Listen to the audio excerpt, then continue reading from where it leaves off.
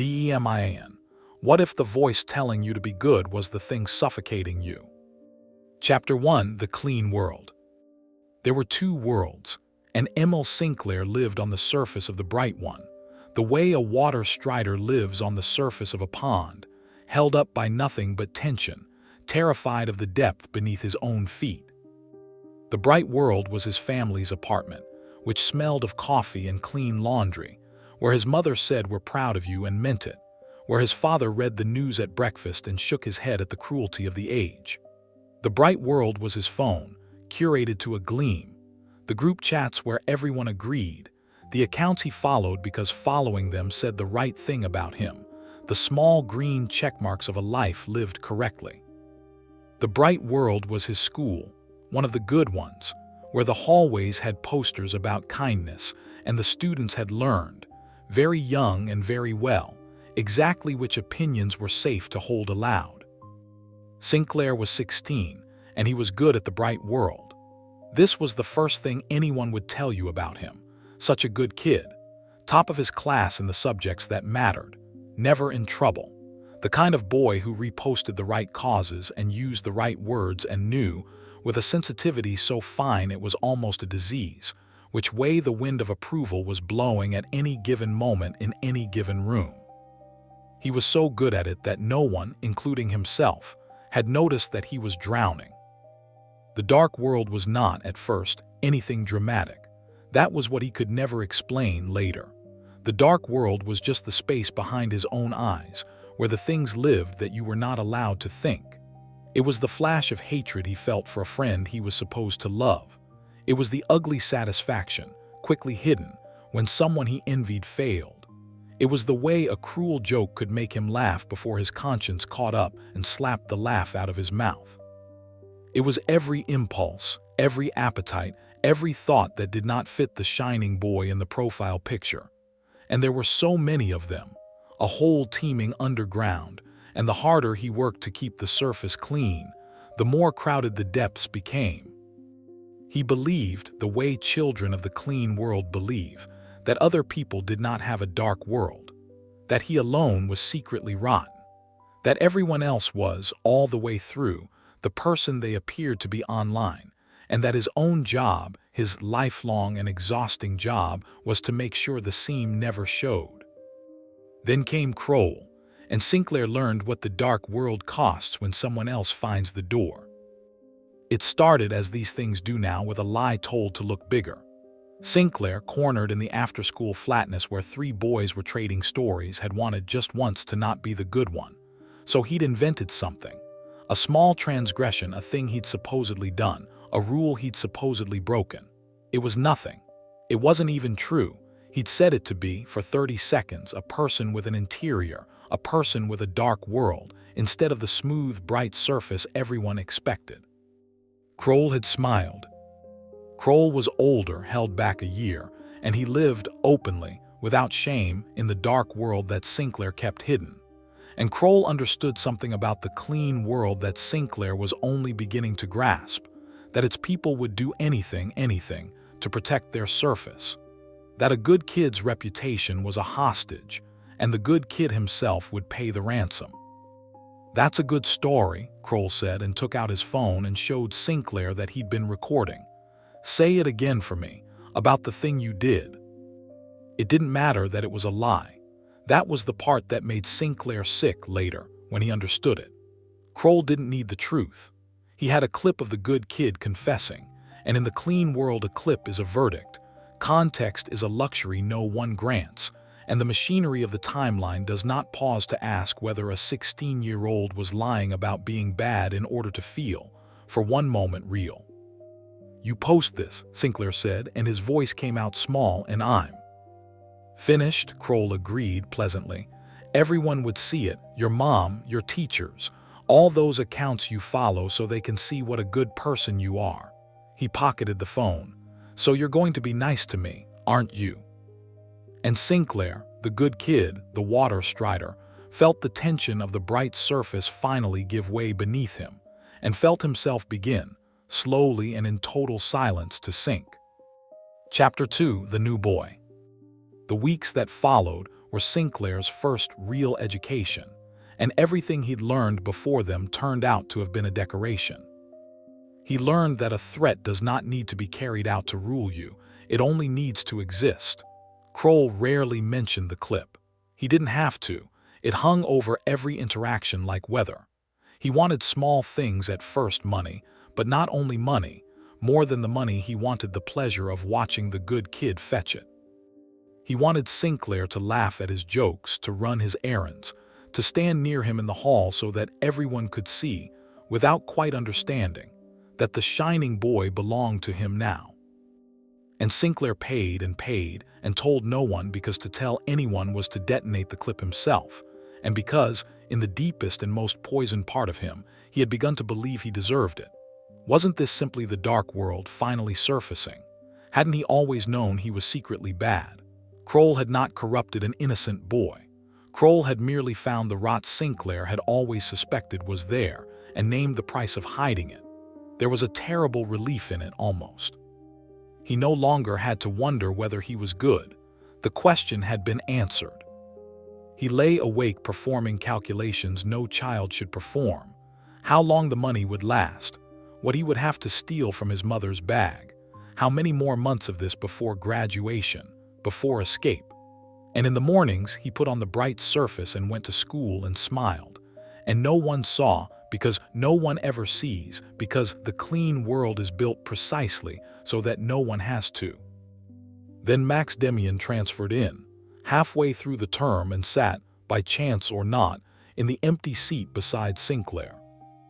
Demian was their age but did not seem it.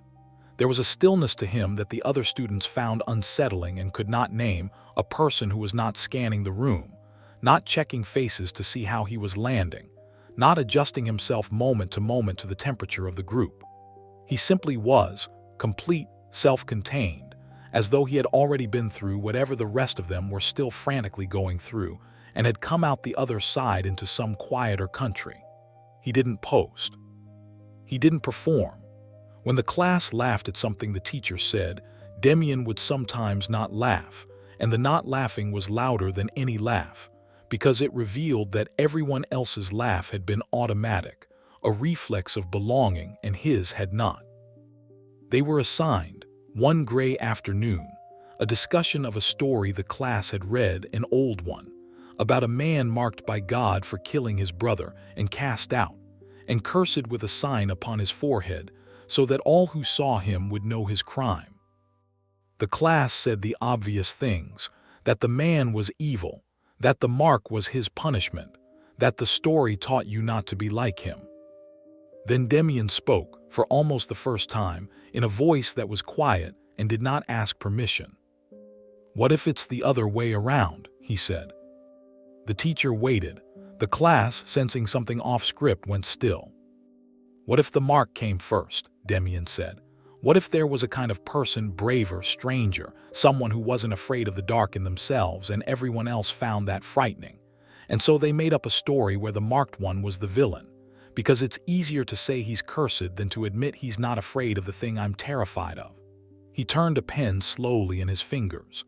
The people who told the story were the timid ones. The mark isn't a curse. It's just what courage looks like to cowards. The teacher said something about textual evidence and moved the class along. But Sinclair sat very still, because something had cracked, quietly, somewhere below his surface. The first hairline fracture in a shell he did not yet know he was living inside. Demian found him after school, not by accident. Sinclair understood that much immediately. Demian fell into step beside him with the ease of someone continuing a conversation they'd been having for years. "That boy," Demian said, not a question. "Kroll, the older one, you give him money." Sinclair's whole body went cold. "I don't." "All right, I'm not going to tell anyone." Demian said it simply, and the strange thing was that Sinclair believed him instantly in a way he had not believed anyone in months. "I just want you to notice something. You've decided this is happening because you're bad, because there's something rotten in you and he found it." He glanced sideways, mild, almost gentle. "But you made up the thing you told them. You invented a sin so you could feel like a real person for 1 minute. That's not rot, Sinclair." That's a person suffocating. He let that sit. The bad thing here isn't in you. It's in the fact that a lie about being bad is worth more in your world than the truth about being good. That's what's rotten. Not you, the world that taught you to hide. They walked in silence for a moment. Sinclair's eyes were stinging, and he was furious at them for it. "He'll post it," Sinclair finally said. "Whatever I do, that's the he has it, so he owns me. That's just how it works." Demian stopped walking. He looked at Sinclair with an expression that was not pity, which was why Sinclair could bear it. "It only works," Demian said, "because you agreed that the clip is the truth about you. You handed him that. The moment you stop believing that a 30-second lie is more real than your whole life," he shrugged, and there was something almost frightening in how lightly he said it, "he has nothing. A weapon only works on someone who's already decided to be afraid of it." He started walking again. Sinclair stood there a second longer, then hurried to catch up, and did not know how could he have known that he had just met the person who would spend the next 2 years teaching him to break the shell he had mistaken, his whole life, for the shape of the world. Behind them, on Sinclair's phone, in a group chat glowing with the day's approved opinions, everyone went on agreeing with everyone, brightly, safely, and no one at all, laughed at the wrong moment. Chapter 3: The Two Worlds. The thing with Kroll ended the way Demian said it would, which was to say it did not end at all, it simply stopped mattering. Sinclair did nothing dramatic. He did not confront Kroll, did not report him, did not post first to get ahead of it. He just stopped paying.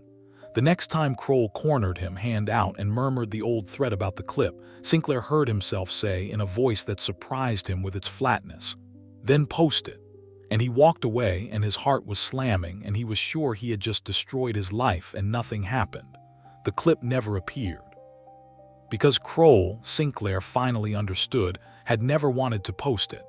A posted clip was spent ammunition. Its whole power lay in the not posting, in the perpetual almost. The threat had lived entirely inside Sinclair's own agreement to be afraid of it. The day he withdrew that agreement, the weapon turned to paper in Kroll's hand. "You didn't beat him," Demian said when Sinclair told him, unable to keep the amazement out of his voice. "There was nothing to beat. You just stopped feeding the thing that was eating you." They were somewhere they'd started going, an overgrown lot behind the train tracks where no one their age went because there was nothing there to be seen doing. That was the point. In the bright world, every place was a stage. Here there was no audience, and in the absence of an audience, Sinclair was discovering, slowly and with vertigo, that he barely knew who he was. "Can I ask you something?" Sinclair said. "That story, Cain the Mark, do you actually believe that the bad guy was really the brave one?" Demian was quiet for a while. When he answered, he didn't answer the question. "I think," he said, "that you've been taught the world comes in 2 colors. There's the clean world, your parents, the good school, the accounts you follow, the opinions everyone agrees are correct, light, warm, approved, and then there's the other one, the things you feel that you're not supposed to feel, the jokes that are funny before you remember they're not allowed, the wanting, the anger, the part of you that's glad when someone you envy fails." He looked at Sinclair. "They told you the first world is you, and the second world is a sickness, something to hide or cut out or pray away, right?" Sinclair said nothing, which was a yes. "Here's what nobody tells you," Demian said. "Both of those are the world, both of them are you. The clean and the dirty, the kind and the cruel, the light and the dark, a real person contains all of it. The God they teach you about only rules the bright half, but there's an older idea, a God called Abraxas." He said the word carefully, like setting down something heavy. "Abraxas is both, good and evil in the same body. Not good with evil defeated, good and evil at once forever, because that's what a whole thing actually is. To pray to Abraxas is to stop asking to be half a person." "That sounds like an excuse," Sinclair said slowly. "To just do whatever you want, to be bad and call it being whole." And Demian smiled, really smiled, for the first time Sinclair had seen. "Good," he said. That's exactly the right thing to be afraid of. Remember that you said that. You're going to need it later. Sinclair didn't understand what he meant. He would, eventually, but not for a long time and not before he'd nearly ruined himself proving Demian right. Because this was what began that autumn, invisible to everyone but the two of them. Sinclair started to wake up. He began to notice the machinery. He'd watched the class arrive at an opinion and see, now, that no one had thought it. They had simply detected which way the room was leaning and leaned that way, all of them, in a silent, instantaneous consensus, and then congratulated themselves on their conviction. He'd watch a video make the rounds, some stranger being judged and cast out for a sentence taken without context, and where before he'd have shared it with the approved comment, now he felt the cold thing Demian had planted in him. You don't know. You weren't there. You are about to help destroy a person to feel, for 30 seconds, like one of the good ones. It was exhilarating. It was like a film sliding off his eyes. And it was, though he did not see the danger yet, the most dangerous thing that had ever happened to him. Because a boy who has just learned that everyone around him is asleep is a boy in terrible danger of deciding that he, alone, is awake. Chapter 4: Awake. Demian left in the spring. His family moved, a parent's job, another city, the ordinary machinery of adult life reaching down and lifting the one person who had ever made Sinclair feel real. There was no great farewell. Demian was not sentimental. He said on the last day only, "You don't need me. You never did. I just showed you the door was there.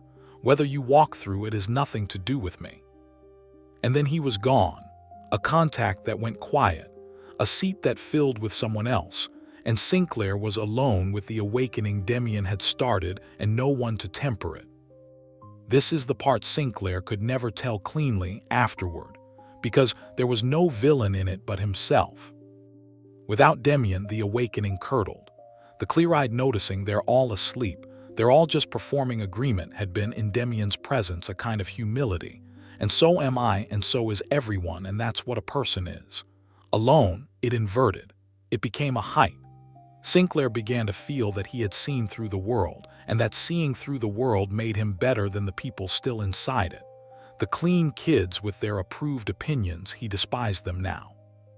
The ones who shared the outrage videos, who leaned whichever way the room leaned. He watched them with a cold, private contempt that felt, God help him, exactly like the peace Demian had once given him, and he did not notice that it was the opposite. He stopped performing agreement, yes, but he replaced it with something worse, performing disagreement. He became the boy who said the unsayable thing in class, not because it was true, but because saying it proved he was awake and they were not. He defended the cast-out strangers, but he began to enjoy defending the indefensible ones, too, the genuinely cruel, because the discomfort on his classmates' faces was proof of his own superiority. He mistook the pain he caused for evidence that he was breaking the shell. He was breaking a shell. He had simply built himself a new and uglier one inside it. He grew isolated. The clean kids drifted from him, sensing something cold. He told himself this was the price of being awake, the mark of Cain, the sign that all who saw him would know he was one of the marked ones, the brave ones, the ones unafraid of the dark. He wore his loneliness like the badge Demian had described. He was certain, becoming whole, becoming himself, praying in his way to Abraxas, embracing the dark half, refusing to be half a person. He was, in fact, 16 and lonely and drunk on the first idea that had ever made him feel special, and he was doing to the world exactly what Kroll had done to him, using a partial truth as a weapon and calling the wound he made a kind of honesty. The night it broke, he'd done something small and cruel, dismantled a nervous girl's earnest opinion in front of everyone precisely and without mercy, watched her face crumple, felt the old glittering contempt that felt like peace. And walking home, alone, phone dark in his pocket, no Demian to tell it to, he heard Demian's voice anyway from that autumn afternoon behind the tracks. That sounds like an excuse. To be bad and call it being whole. And Demian's answer, good. That's exactly the right thing to be afraid of. You're going to need it later. Later was now. Sinclair stopped walking under a streetlight and understood with a nausea that doubled him over that he had gotten it completely backward. Demian had not taught him that the dark world was good. Demian had taught him that it was his, that it belonged to him, that he had to carry it, own it, be responsible for it, instead of hiding it or, worse, aiming it at other people and calling that being awake. To embrace the dark was not to indulge it. It was to stop pretending it lived in other people. He had spent a year waking up and had produced only a more sophisticated cruelty, a purer contempt, a boy who had traded the crowd's approval for the crowd's fear and thought that was freedom. The clean world made you hide your darkness. He had simply learned to wield it. He had never once, in all his awakening, actually looked at it. He took out his phone. He found the nervous girl's account. He did not perform an apology. He understood dimly that a performed apology would just be one more move in the same old game, cruelty's polite cousin.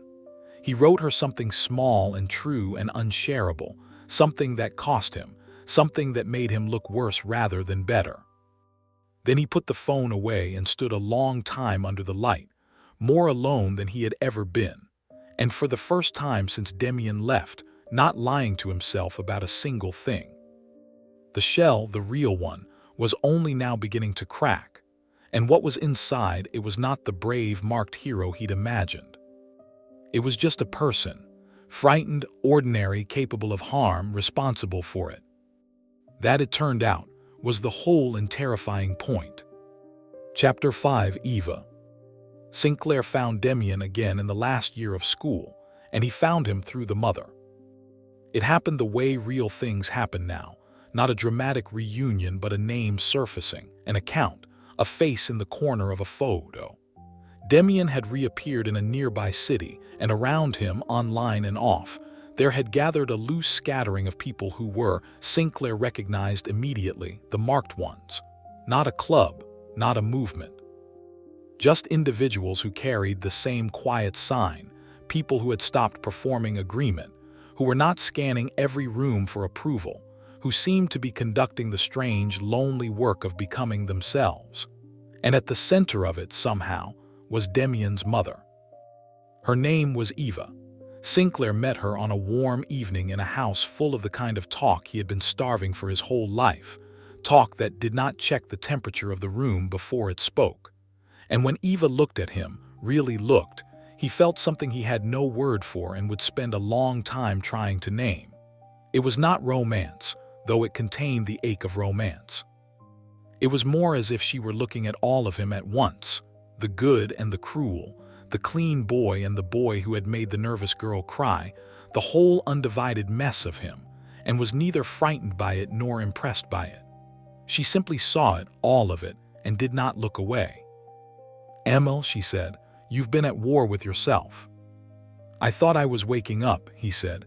"I just became something cold. I hurt people and told myself it was honesty."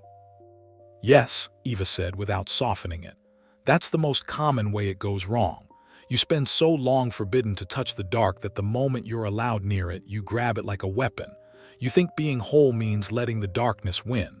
She poured tea, unhurried. "But Abraxas isn't the dark defeating the light, and it isn't the dark and the light taking turns. It's holding both at the same time without letting either one run you. The cruelty you're capable of, you don't cut it out and you don't set it loose. You carry it. You keep your hand on it the way you'd keep your hand on something that could hurt someone. That's what it costs to be a whole person. Most people never pay it. They pick a half and call it their soul." Sinclair sat with that for a long time. Outside, through the window, the ordinary city went on, the timelines refreshing, the rooms leaning whichever way rooms lean, the great clean machine of approved feeling grinding on. And in here, in this house, a handful of people were doing the almost impossible thing, standing on their own feet, judging with their own eyes, carrying their own darkness without hiding it and without hurling it at anyone. "There's something I have to warn you about," Eva said, and her voice changed. "Because you're the type who will fall into it. You found people who see the way you see. That's rare and it's precious and it's the most dangerous thing that will ever happen to you. She held his gaze. The moment a group of awake people start to believe they're the only awake people, the marked ones, the chosen, the few who see while the herd sleeps, they become worse than the herd. They become the herd with a flattering story about itself. History is full of the marked ones deciding that the sleepers don't quite count. That's the trap at the very end of the road you're on, not falling back asleep, becoming a monster who thinks he's the only one awake. Sinclair felt the ground shift because he had already stood at the edge of exactly that. He'd already despised the sleepers. He'd already worn his loneliness as a badge of superiority. Eva was not warning him about a distant danger. She was describing the boy he had been last year and the boy he could so easily become again. "Then how do you know?" he said. "How do you know you're actually awake and not just asleep in a way that flatters you?" Eva smiled, and for a moment she looked exactly like her son. "You don't," she said. "That's the answer. The awake ones are the ones who never stop asking. The monsters are the ones who have decided the question is settled. Keep the question open, Emil, your whole life. The day you're sure you're one of the good ones is the day you've fallen asleep with your eyes open." Chapter 6. The Bird Fights Its Way Out. The world came apart that year, though not in any way Sinclair could have predicted. It was not a war, though it felt like one, a slow convulsion in the great clean machine itself. Something happened out in the world, one of those events that arrives and forces everyone to declare, immediately and loudly, which side they were on. Overnight, the timelines became a battlefield of certainty. Everyone knew. Everyone had always known. The pressure to post, to align, to prove yourself among the good ones, reached a heat Sinclair had never felt. And he watched people he knew, kind people, ordinary people, hurl themselves into a righteousness so total that it stopped being about the thing at all and became only about being seen to feel correctly the fastest. And Sinclair, standing in it, felt the old pull, the pull to align, and beneath it the newer, worse pull to stand apart coldly above it all, the marked one who was too awake to join. Both pulls, he understood now, were the same shell, joining the crowd or performing his superiority to the crowd. Two ways of letting the room decide who he was. Eva's voice, keep the question open. So he did the hardest thing, which was neither. He did not join the stampede, and he did not perform his distance from it. He actually looked at the specific thing in front of him. One situation, one set of facts, one human being crushed in the machinery, and he asked himself honestly, alone, without checking which answer would make him look good to anyone. What do I actually think is true? And what does that require of me? And what it required was small and unglamorous and won him nothing. It made him look to the clean world insufficiently pure. It made him look to the marked ones who'd curdled into their own smugness, insufficiently radical. He satisfied no room. He belonged to no side. He stood for the first time in his life entirely on his own feet, holding his own darkness with his own hand, judging with his own eyes. And it was the loneliest and freest thing he had ever done. And there was no applause for it anywhere, because the whole point was that he had stopped at last, waiting for any. He thought of Demian, whom he barely saw now, Demian who had never needed him, who had only shown him the door was there. He thought of Kroll, and the clip that had ruled him only as long as he agreed to fear it. He thought of the nervous girl, and the cruelty he'd once mistaken for honesty. He thought of Eva, and the warning that had probably saved his life. The day you're sure you're one of the good ones is the day you've fallen asleep with your eyes open. There is a line Demian had shown him once from an old book about a bird fighting its way out of an egg. The egg is the world. Whoever wants to be born must destroy a world. Sinclair had loved it at 15 for its drama, the shell shattering, the triumphant emergence, the special one breaking free of the ordinary. He understood it differently now, at 18, and the difference was everything. The world you have to destroy is not the world out there. It is not the sleepers, the herd, the clean people with their approved opinions. Destroying that world is just contempt with a poem attached. The world you have to break is the one inside your own skull, the shell that whispers be good and they'll love you, and its ugly twin that whispers be above them and you'll be free. Both are eggs. Both have to break. And what emerges is not a hero and not a marked prophet and not one of the awake few. What emerges is just a person, standing alone in the cold with no one clapping, asking the only question that keeps you human. Not, am I one of the good ones? But, what right now in front of me is actually true, and what does it cost me to say so? Sinclair put his phone in his pocket. The battle went on without him, brilliant and deafening and certain. He walked home through it, unaligned, unapplauded, marked, and for the first time awake and honest enough to know he'd have to wake up again tomorrow, and the day after forever, because it was not a state you arrived at but a thing you chose each morning alone, against the enormous warm pull of the sleeping world. The shell lay broken behind him. He did not look back to admire it. That, too, he had finally learned, was just another way of falling asleep. The end.